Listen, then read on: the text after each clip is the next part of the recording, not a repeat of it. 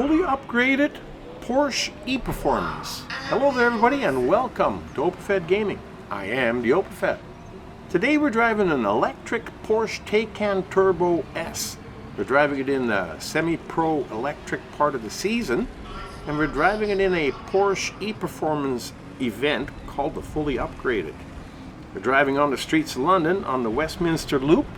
We're doing 3 laps and we're driving during the day. We started 3rd of 22 and we promptly lost a few positions, which is normal in the beginning of the race because everybody zips out of the gate, and we held it back to 8th. There's 22 cars on the track, so we're doing okay.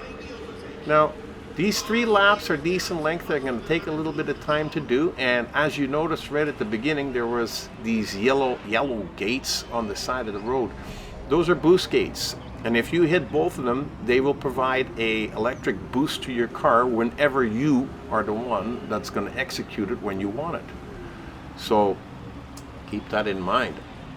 I find that if you miss the boost gates, you end up passing more cars than what will pass you back with that boost, because a lot of them try to move over to that side of the track to be able to hit both gates, so I just don't bother. And it has worked out for me so far. Now I do got to remind you, we are driving in Grid Legends, where, as you know, anything can happen. Cars spin out, they lose pieces of their vehicle, they run into the walls, or sometimes they just try to back up in the middle of the track. You never know what's going to happen. Just stick around and you'll find out. As we're coming around the corner here, we're in 7th place, 6 more cars to pass. Some of these guys are pretty tough because they're really zippy. And we are almost finished with our first lap. So another 6 cars to pass. It's going to be tough because these guys go so quick. Like that guy there, he must have saved that boost for just that moment. Squeezed by me, put himself in the front again, and puts me down to 8th place. But that's okay. We're not going to give up that easily. The OpenFed doesn't quit until he sees a checker flag. So here by the grandstand, where we can have a little bit of a straight section, we rip by that guy again and we come up close to the car number 7, and hopefully we can pass him too here in a second. As we're ripping through here back and forth, unfortunately there's a few places where you can't do any passing, so you have to just kind of follow the car, or the straight isn't long enough. And there's that boost gate. Whoa, he's backing up in the middle of a race on the track. Like I said, Grid Legends, anything can happen. But that put him behind us because, as you saw, anything that happens and 2 or 3 cars can pass you. So you never got to forget that. So you got to try and drive a clean race, especially if you're in the lead, and or not if you're in the 3rd lap. You don't want to get into any accidents and push yourself back a little further. Now that guy looked like he lost the wheel, so he took himself out of the race for us, which is good for us, not so great for him. His race is over because he's never going to get that wheel back on again in time before this race ends. Now we only got 3 more cars in front of us, and I always like to be able to see my competition so that I know how hard to push it to catch up to them and eventually pass them if I can do that. It's really nice. It's better than if you have these cars so far ahead that you don't know where they are. Then you got to push it and maybe drive a little bit chaotic, and I just don't like that style of driving. So this works right into my wheelhouse.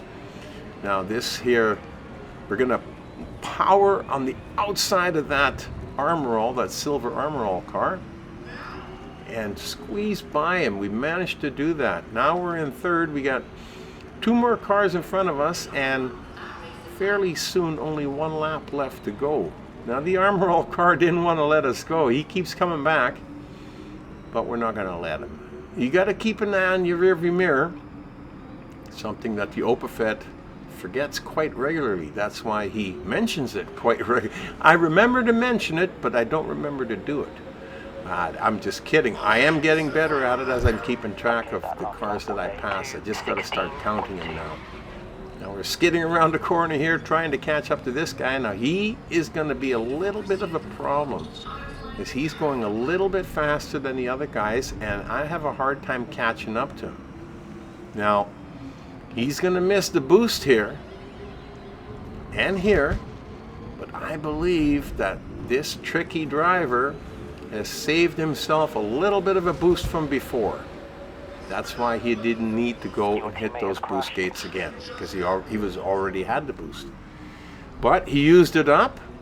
Is about just over half a lap, and we can manage to power by him on the outside just before we get to this straight section. Then we can hammer down and create a little bit of a buffer zone between him and us. Well, we got almost 2 seconds now, so now that will do. 1.5, 2 seconds will do, but that means that you got to keep pushing it.